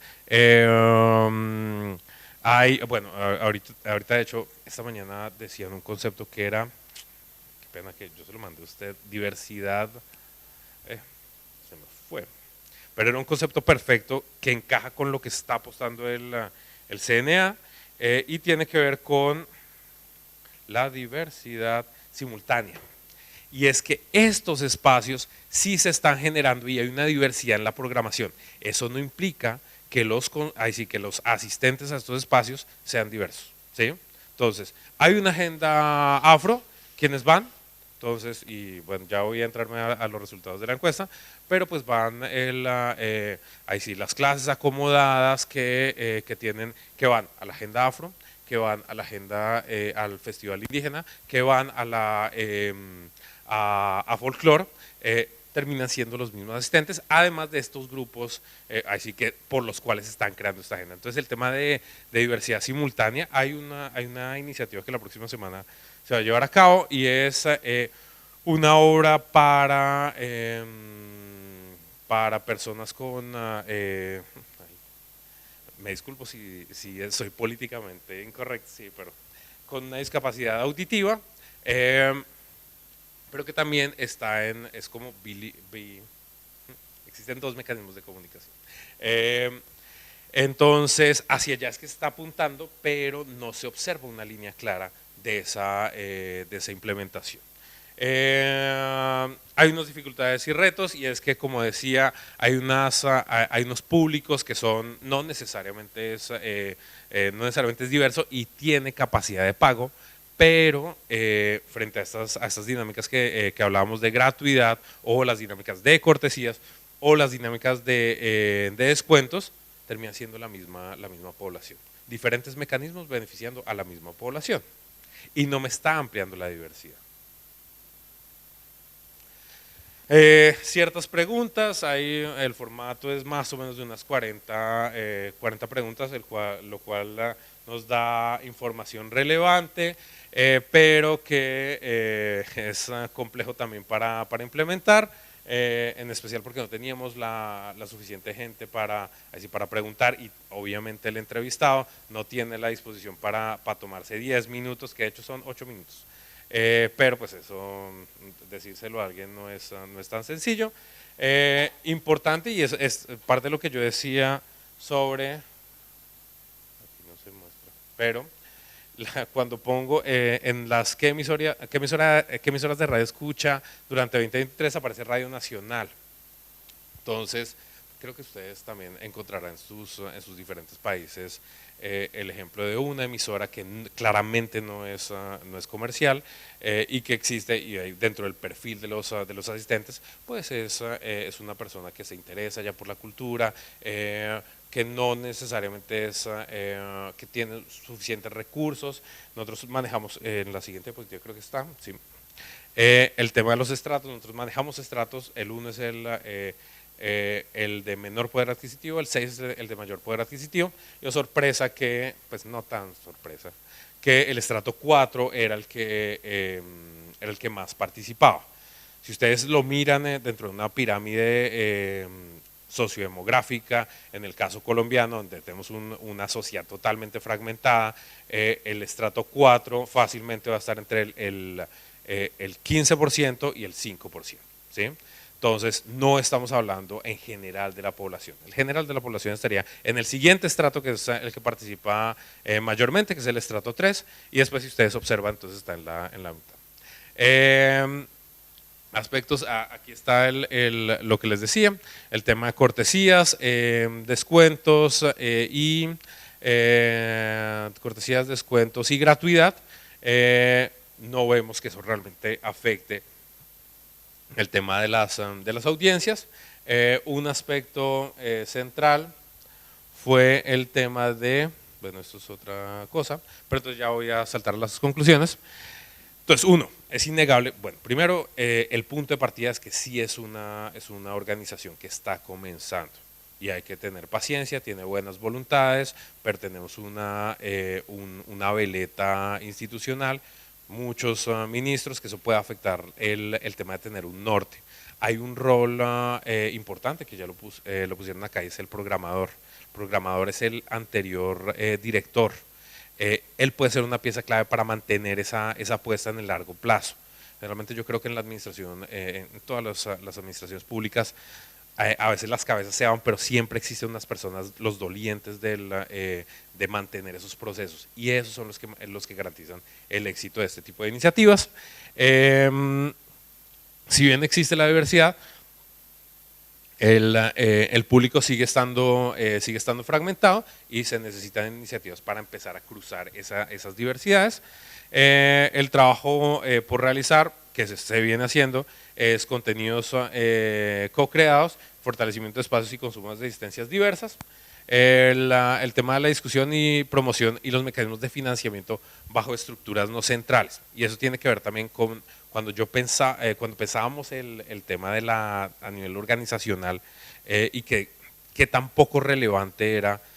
Ustedes, pues obviamente es un teatro histórico, más todo lo que se le sumó de espacios, pues uno pensaría que tendría una relevancia mayor a nivel de ministerio.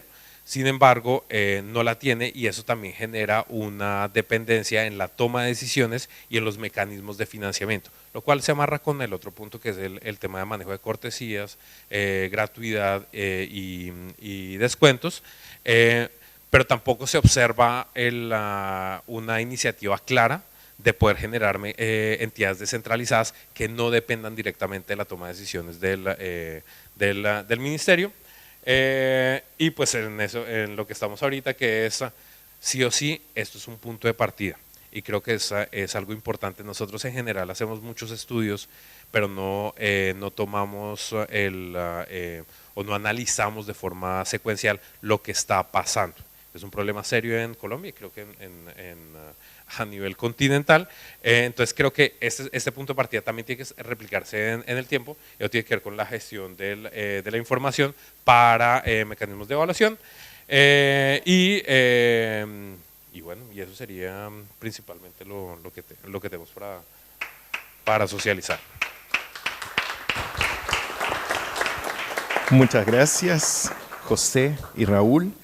Y ahora pasamos rápidamente al trabajo Indicadores Culturales y Democracia Cultural, hace un sistema de indicadores colaborativos de los espacios culturales del circuito independiente, y Matías Serlenga nos va a exponer en representación de Romina Sánchez. Sí, bueno, comentarles que presento en nombre de Romina Sánchez Salinas, que no está acá por inconvenientes familiares, tuvo que suspender el viaje a último momento. Bueno, Romina comparte conmigo proyecto de investigación y vamos a hablar de ese proyecto justamente, y me pidió que presentara en nombre de ella, así que eso es lo que voy a hacer. Les voy a pedir disculpas porque fue una presentación que hice a último momento, pero bueno, creo que condensa todo lo que ella venía a exponer hoy acá. El título del trabajo es Indicadores Culturales y Democracia Cultural, hacia un sistema de indicadores colaborativos de los espacios culturales del circuito independiente de la Ciudad de Buenos Aires. Y bueno, este trabajo expone los resultados preliminares de un proyecto de investigación que dirijo y que Romina participa como investigadora responsable, que se titula Estudio Socioterritorial de las Organizaciones Culturales Independientes con Programación en Vivo de la Ciudad de Buenos Aires. Esta es una investigación que está centrada en lo que son los espacios culturales pertenecientes al llamado sector independiente autogestivo de la Ciudad de Buenos Aires. Particularmente hacemos foco en lo que son las salas de teatro, los centros culturales y los clubes de música en vivo. La finalidad principal del proyecto es un poco analizar los modelos organizacionales y las formas de programación que tiene el sector cultural independiente con programación en vivo en la ciudad, y ver su relación con el territorio, ¿no? Con algunas características del territorio de la ciudad que tienen que ver con aspectos físicos, históricos, sociales, políticos y culturales, y entender un poco si hay una incidencia de estas variables territoriales con las formas de organización y gestión de estos espacios y el tipo de programación que generan.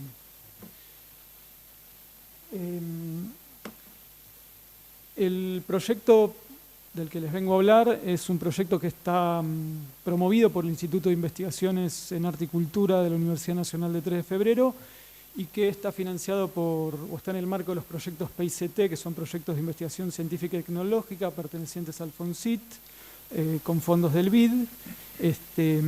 Y bueno, está compuesto por una pluralidad de integrantes que vienen sobre todo de la sociología y de la gestión cultural. Y es un proyecto que comenzó en 2020 y que culmina en 2024. El proyecto está dividido en 3 fases. La primera fase es una fase de identificación y georreferenciación de los espacios culturales independientes y autogestivos de la Ciudad de Buenos Aires, particularmente las salas de teatro, los centros culturales y los clubes de música. La segunda fase se centró en un análisis en profundidad de una muestra significativa de estos teatros, centros culturales y clubes de música. Y en una tercera fase, que es la que estamos desarrollando ahora y la que les voy a venir a hablar ahora, estamos centrados en la construcción de indicadores culturales de manera participativa con el propio sector para generar un sistema de información sobre la cultura independiente en la ciudad. En esta presentación, como les decía, me voy a centrar en lo que es la última fase, que es en la metodología participativa que hemos implementado para construir estos indicadores de forma colaborativa con los espacios culturales, particularmente con las organizaciones y camas sectoriales que los representan y que nuclean a los teatros, a los clubes de música y a los centros culturales independientes de la ciudad. A partir de esta metodología lo que nosotros hemos hecho es desarrollar un conjunto de indicadores específicos, después voy a dar cuenta de ellos, sobre el sector cultural independiente en la Ciudad de Buenos Aires, que busca integrar justamente a las organizaciones en el diseño y en la gestión y en la cogestión de la información que se va a generar a partir de esto. Nosotros estamos proyectando para el año que viene generar justamente una herramienta que permita comparar en el tiempo y que brinde información confiable y actualizada, que sirva para la toma de decisiones por parte de los espacios que integran estas organizaciones colectivas vinculadas a la cultura independiente y autogestiva. En este sentido, nosotros esta herramienta la estamos trabajando básicamente con Escena, que son los espacios escénicos autónomos, y Artei, la Asociación Argentina de Teatro Independiente, que representan al circuito teatral independiente y autogestivo de la ciudad, con MECA, Movimiento de Espacios Culturales y Artísticos, que representan a los centros culturales, y con Clumbi, la Cámara de Clubes de Música en Vivo, que representan a los clubes de música en la ciudad. Estas redes representan a más de 254 espacios de la Ciudad de Buenos Aires en un universo que nosotros calculamos en aproximadamente 600 espacios. En este sentido, nosotros tratamos de trabajar de alguna manera para dar respuesta a uno de los mayores inconvenientes que tiene la cultura en general y la cultura independiente autogestiva en particular, que es la producción de datos estadísticos que brinden información ajustada a la realidad de estos espacios.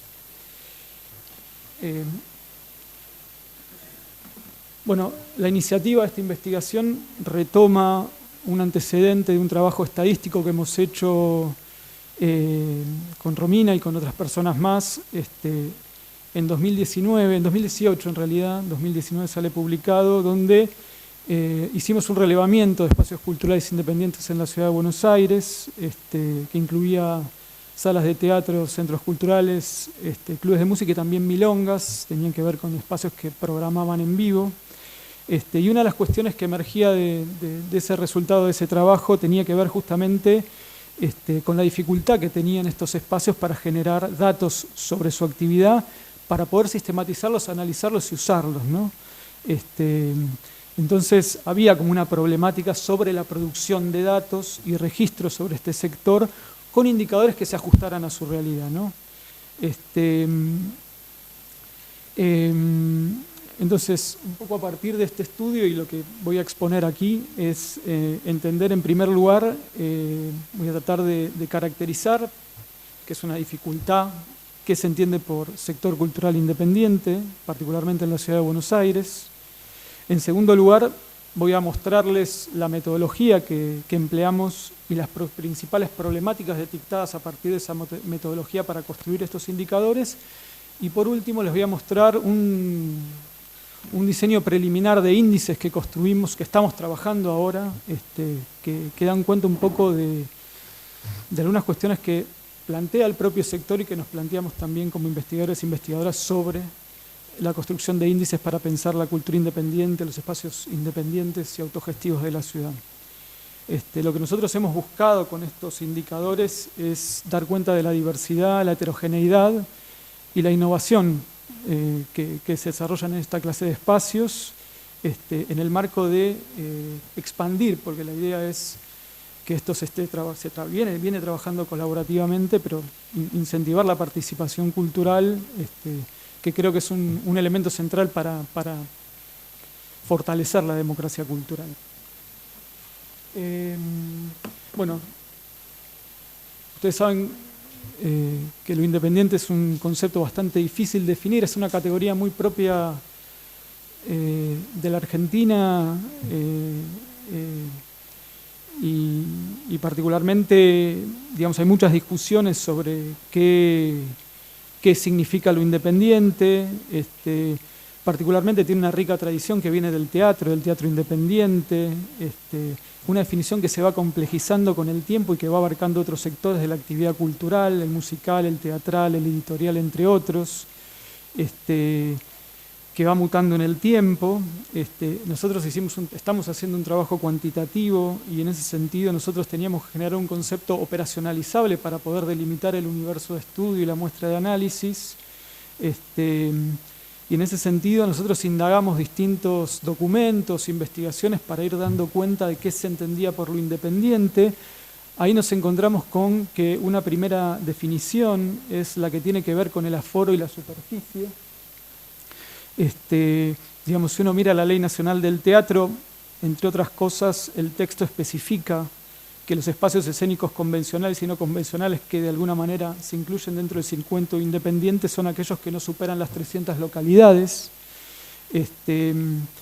Esa idea de 300 localidades que define de alguna manera más operativamente lo independiente aparece replicada después en la Ley de Espacios Culturales Independientes sancionada en 2018 por la Ciudad de Buenos Aires, donde se habla de que los espacios pertenecientes a este circuito son aquellos que no superan los 300 personas de aforo en sus espacios, e incluye también un criterio de superficie que tiene que ver con que son espacios de no más de 500 metros cuadrados. Si uno mira también dentro de lo que es la tradición teatral y también las investigaciones, obviamente que la definición de lo independiente aparece en oposición a los espacios oficiales. Básicamente son espacios que no son o no pertenecen a la gestión pública. También se los puede describir y encontrar como nombrados como espacios no convencionales, que tiene que ver mucho con el lugar donde desarrollan y programan sus actividades, que suelen ser casonas, galpones, o espacios experimentales. También, obviamente, y esto viene de la tradición teatral, vinculado a espacios no comerciales, digamos, o sea, las propuestas escénicas o de programación que ofrecen no se piensan necesariamente con un fin lucrativo, sino con una búsqueda estética, social o identitaria específica. Entonces eso también va definiendo la idea de lo independiente. Y también hay un elemento que uno encuentra en el propio sector, digamos, a partir de una serie de problemáticas comunes que enfrentan esta clase de espacios y que de alguna manera van generando una identidad propia, que de alguna manera define lo independiente o lo autogestivo a partir de ciertas reivindicaciones y de cierta movilización colectiva en pos de demandas específicas para ese tipo de actividad. A partir de estos criterios, en nuestro proyecto definimos a lo independiente a partir de 5 criterios. Uno es la no dependencia a una institución pública, que sean espacios que cuenten con una superficie no mayor a 500 metros cuadrados y una capacidad de aforo de 300 espectadores como máximo, que tengan una programación artístico-cultural alternativa o diferente al mainstream. Y en algunos casos también pueden encontrarse otros criterios que tienen que ver con formar parte de una red sectorial o cámara vinculadas al sector, y haber solicitado algún tipo de subsidio estatal dirigido específicamente para el circuito independiente. Nosotros en la primera fase hicimos un relevamiento a partir de este criterio para identificar el universo de espacios culturales independientes, salas de teatros, clubes de música y centros culturales que cumplían con esta característica. Lo hicimos a partir de recolectar información vinculada a bases de datos existentes, también consultar bases de subsidios donde aparecían quién solicitaba subsidios y que aplicaban como sector cultural independiente dentro del circuito independiente. A partir de esto hicimos una primera aproximación al universo que nos dio un total de 688 espacios de estas características en la ciudad de Buenos Aires, 381 salas de teatro, 351 centros culturales y 48 clubes de música en vivo. Este sería nuestro universo. Y bueno, lo que nosotros hicimos en esta fase de construcción de indicadores colaborativas fue justamente enfrentar un problema que es cómo medir la cultura independiente en la ciudad de Buenos Aires. Y nos encontramos también con un problema más general que es cómo medir cultura desde un punto de vista estadístico, ¿no? Digamos, hay una problematicidad específica de medir al sector cultural independiente y medir a al sector cultural en general, que tiene que ver con una serie de inconvenientes. Uno de ellos tiene que ver con las múltiples, pese a que no solo es producción de bienes y servicios culturales, tiene que ver con las múltiples acepciones que tiene el término de cultura. Es un carácter polisémico y esa es una realidad. También una dificultad para delimitar su carácter tangible, y también es, en términos estadísticos, un área relativamente nueva que aborda la estadística y que de alguna manera representa una complejidad también. Y específicamente dentro del sector cultural independiente nos hemos encontrado con que digamos, hay categorías o indicadores que no aplican necesariamente para medir la realidad de un sector que no tiene características similares al circuito comercial o al circuito oficial de producción y programación cultural, ¿no? Entonces ahí hay realidades específicas que, si uno usa indicadores que están usándose para medir otras cuestiones vinculadas, por ejemplo, a las industrias culturales, no encaja del todo bien para pensar estos espacios, ¿no? Entonces, a partir de ahí, nosotros tratamos justamente de desarrollar indicadores para el sector cultural independiente, que era una demanda y que de alguna manera entendíamos solo se podía construir con los propios agentes, con los propios actores del sector cultural independiente y con las cámaras que lo nuclean, ¿no? Eso nos llevó justamente a plantear una metodología participativa, ¿no? Básicamente buscando una participación real a partir de mesa de trabajo, en principio con las cámaras Artey, Escena, Clumbi y MECA que nuclean a estos espacios, para justamente identificar en primer lugar problemáticas y después pasar una fase de construir indicadores que se ajusten a la realidad del sector.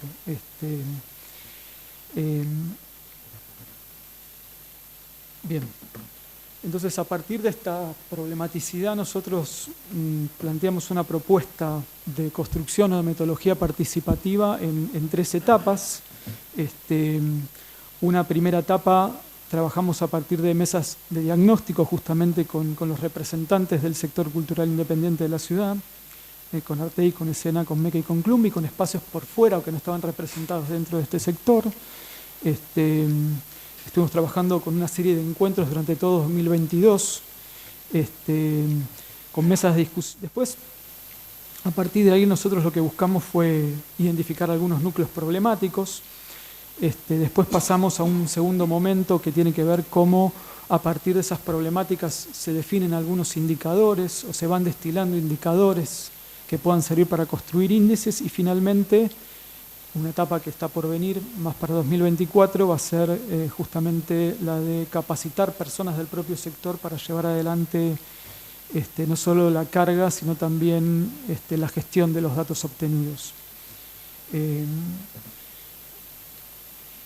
Bien, comentarles un poco lo que fueron las mesas de diagnóstico en la primera etapa. Básicamente nosotros trabajamos a partir de 4 ejes.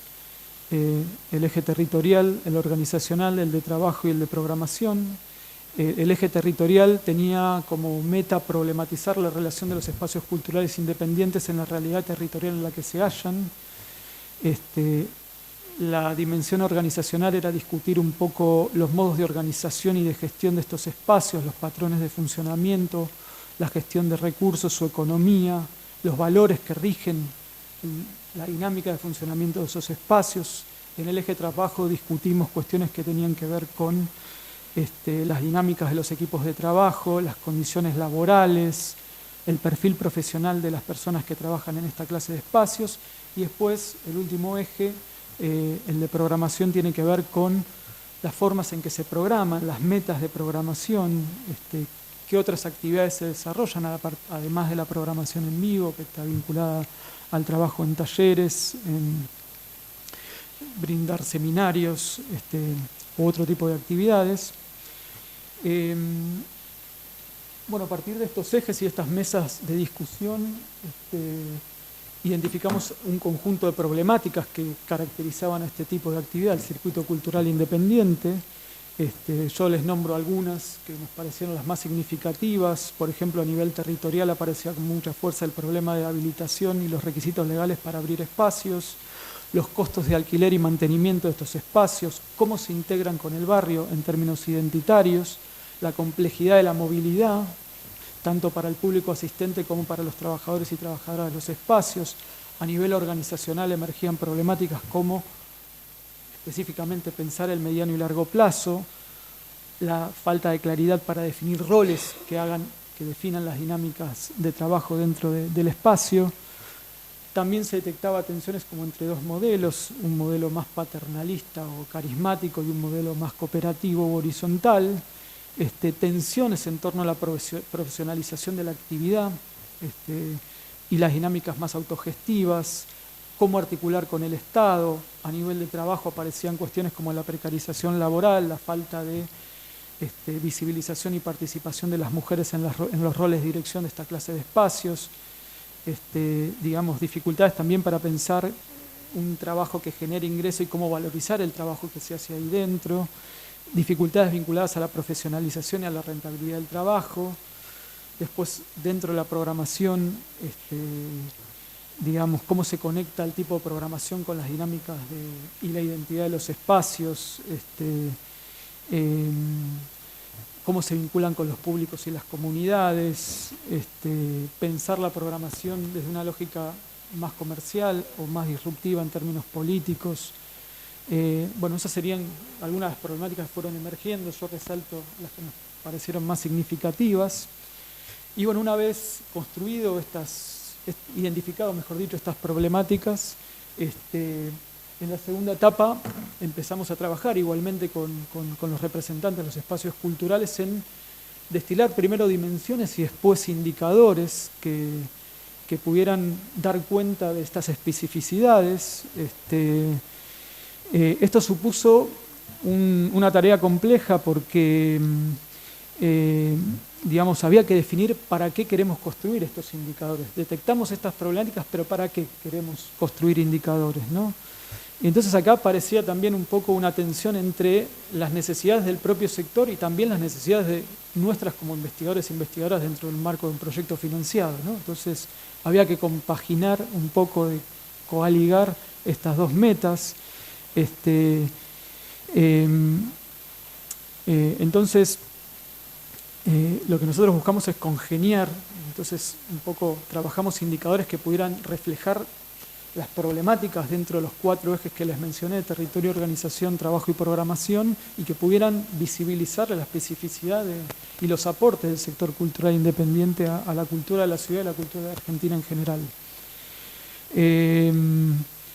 Después también, una vez que pudimos congeniar metas de para qué construir indicadores, también fue en un segundo momento, dentro de esta segunda etapa, qué datos nosotros necesitábamos generar nuevos, qué indicadores nuevos debíamos construir, y por otro lado, qué otros indicadores había existentes y que nosotros podíamos utilizar también, ¿no? Lo que nos llevó a revisar indicadores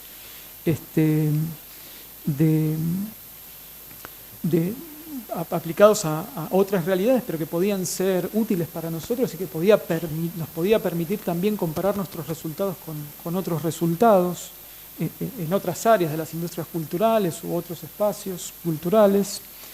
No sé cómo vengo de tiempo. Ya estamos en la hora, ¿no? Entonces, siempre... Ocupado con el trabajo del moderador. ¿Cuánto voy? Un minuto me queda.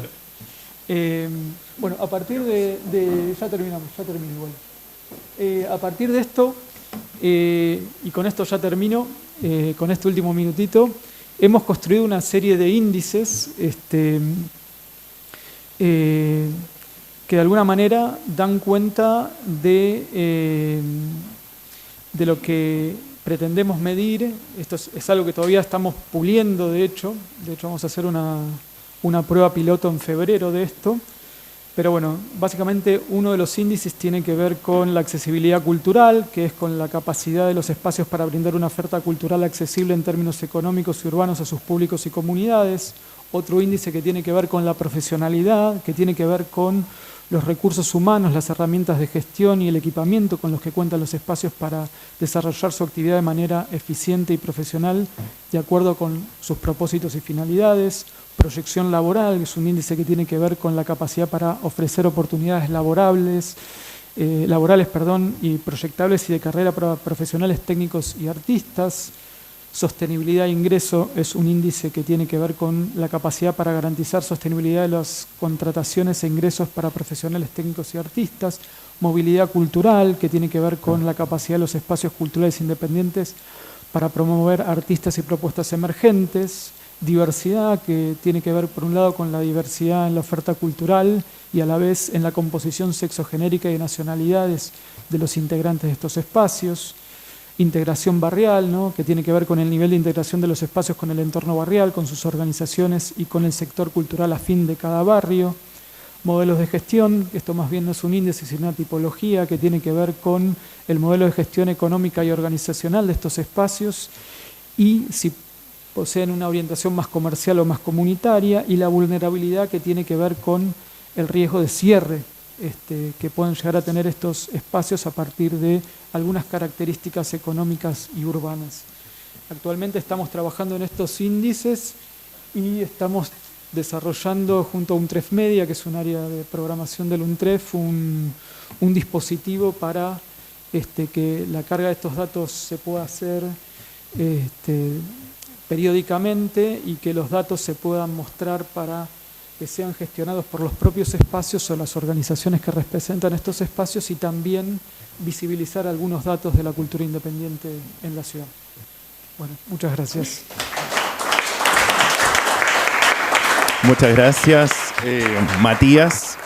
Agradecer también a Clarisa, a Federico, a Raúl y José Luis por sus presentaciones, sus trabajos bien interesantes. Lamentablemente ya no nos queda más tiempo, tenemos que salir al break, no hay tiempo para preguntas, pero yo creo que les podemos invitar a que se acerquen a ustedes en el break, puedan conversar, tal vez plantear algunas preguntas de manera directa como para poder profundizar también en sus presentaciones. Les agradezco a ustedes. Volvemos a las 4:30 con el siguiente panel. Muchas gracias.